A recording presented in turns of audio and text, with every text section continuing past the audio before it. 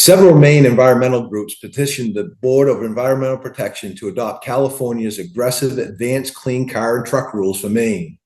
In doing so, the National Resource Council of Maine, Sierra Club, and Conservation Law Foundation hope the board will adopt the rules in pursuit of what can only be described as unrealistic environmental goals. Unfortunately, these environmental groups also risk upending Maine's entire economy. Hello, this is Senator Brad Farrin of Somerset County. I'm joining you today because while Republicans are just as concerned about our environment as these groups are, the adoption of these rules, particularly at this time, would be disastrous for Maine's people. First, Maine's economy is not even comparable to California's, a state that has almost 40 times our population and an annual household income 24% higher than we do. You could even argue that our energy costs are in fact higher than California's, which is putting our state's economy at risk. Indeed, Mainers' household budgets have been negatively impacted by high inflation, high interest rates, and even higher electricity and energy costs for the past 2 years.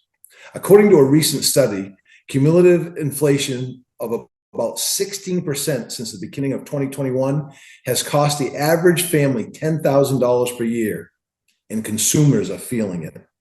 Just last week, the Federal Reserve said consumer credit card debt hit an all-time high of $1 trillion, including American families struggling just to keep up with the current economy. When we talk about housing, higher interest rates have had an even greater impact, and businesses aren't much better off. The state's record low labor participation rate, wage pressures for those who are working, interest rates, and supply chain issues have decimated margins for many companies, leaving very thin balance sheets as a result. So yes, the state of our economy is not very good, which brings me back to the issue at hand. Maine adopting California's zero-emission vehicle standards and how they push our fragile economy over the edge. The new rule calls for increasing the percentage of zero-emission vehicles sold in Maine in 2027. At least 15% of all new medium and heavy-duty trucks and 40% of passenger vehicles sold that year in Maine would have to be electric. And the cost of these vehicles are $4,600 higher on average, according to Kelley Blue Book. Cost aside, if you speak with any construction or transportation industry professional, most will say the proposed rule for new trucks is unreasonable, especially considering the need to travel hundreds of miles each day and handle the heavy loads they carry. Some delivery runs in rural Maine are more than 250 miles, and payloads are thousands of pounds in excess of the weight of the batteries needed to even power these trucks. And that's if you can even get them.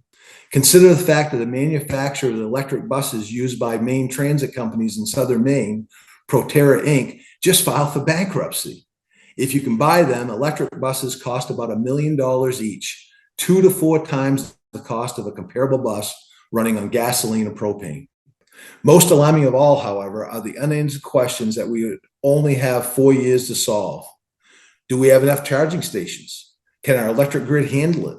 And with our current cost of electricity, can we even afford to charge these vehicles? These arbitrary zero-emission vehicle standards will do nothing but cost Maine consumers and companies extraordinary amounts of money and time and harm our economy. It'd be cruel to force this on Maine families now who are struggling just to pay their electric bills, and our companies may not be able to survive the extra costs. That's my opinion, and I ask you to weigh in with yours.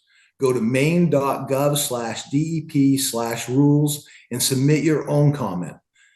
Your opinion is valuable, and the board is accepting public comments from now until August 28th.